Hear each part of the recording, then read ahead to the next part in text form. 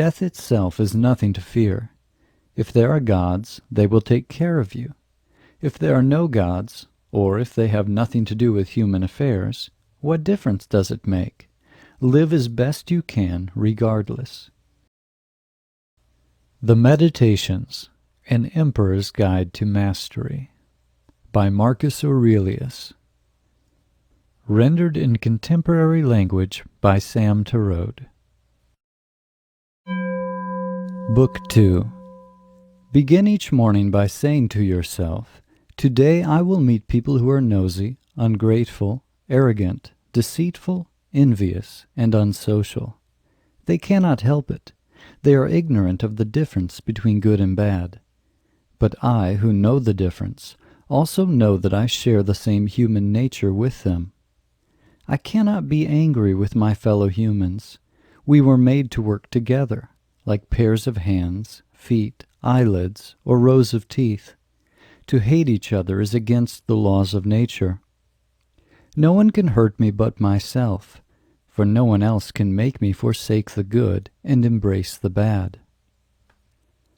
All I am is a little flesh and breath, plus mind. Put away entertainments, set aside distractions, and look at yourself as you truly are. Blood and bones, a network of nerves and veins. Your breath is only air, sucked in one moment and blown out the next. The mind, then, is the ruling part. You're an old man now. It's time to stop being a slave, to no longer be pulled along like a puppet on strings, to stop being dissatisfied with today and afraid of tomorrow. Nature and fate are woven together by providence. All things flow from one source. Everything that exists has its place in the cosmos, including you. That which serves the whole is good. The universe preserves its wholeness even though its elements are constantly in flux. Life is change. Let these principles be enough for you. Don't die bitterly, regretful of all the things you haven't yet learned, all the books you haven't yet read.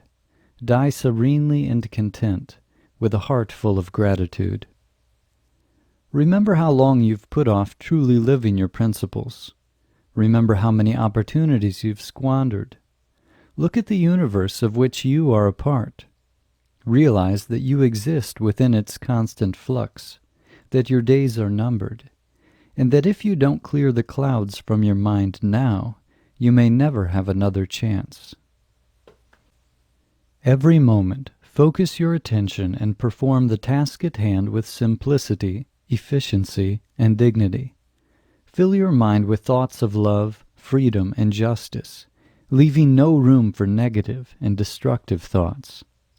If you live every moment as if it were your last, putting aside all carelessness, fear, anger, unreason, hypocrisy, selfishness, and dissatisfaction, you will find salvation. You need only hold on to these few principles, and you can live a peaceful, content life, watching things come and go in the stream of life. This is how the gods live. Do people and events distract you? Stop being whirled around by things outside yourself. Meanwhile, avoid the opposite trap of being absorbed in the minutiae of daily life. Don't weary yourself in endless activity with nothing of real accomplishment to show for it. Don't worry about what others think. Mind what you think. Watch the movements of your mind and focus your thoughts on something worthy. Ask yourself the important questions. What is the nature of the cosmos? What is my nature? How is this related to that? What part do I play in the whole? No one can stop you from living according to your nature, from thinking, saying, and doing things that benefit all. Theophrastus, in ranking bad acts, says that sins committed from desire are worse than sins committed from anger. Anger is a temporary lapse from reason, usually in reaction to pain. Someone hurts you, so you become angry and strike back. But desire is self-generated, and its appetite for pleasure is insatiable. Your life may end at any time, so think and act accordingly. Death itself is nothing to fear. If there are gods, they will take care of you. If there are no gods, or if they have nothing to do with human affairs, what difference does it make? Live as best you can, regardless. But I believe there are gods. They do care for us, and they would not send evil upon us. Death, life, pleasure, pain, these are universals. Life and pleasure come to bad people as well as good. Pain and death come to the good as well as the bad. Therefore, none of these things can be good or bad in itself. How quickly all things disappear. They pass from this world, and all memory of them soon fades. Reason allows humanity to view the universe from the perspective of the gods. Consider all those things which attract by pleasure, repel by pain, or are famous all the world over. How fleeting, fragile, and vaporous they are. Reason sees right through them. Look at death, too, through the eyes of reason. It's nothing more than a process of nature. Death is not only necessary, but beneficial to nature's ongoing work. Why fear it? Few things are worse than nosy people who try to imagine what's in their neighbors' minds instead of tending to their own. It's enough to know ourselves and reverence the light within. Our task is to clear away apathy, dissatisfaction, and the extremes of passion.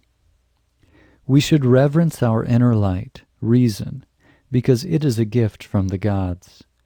And we should reverence all living beings, because they are our kin. Pity those who do not know the difference between good and bad. They're out of touch with their own reason. Suppose you lived for 1,000 years, or 10,000 years. Would you have any more life than you have now? When you finally died, would you lose any more life than you'd lose if you died today?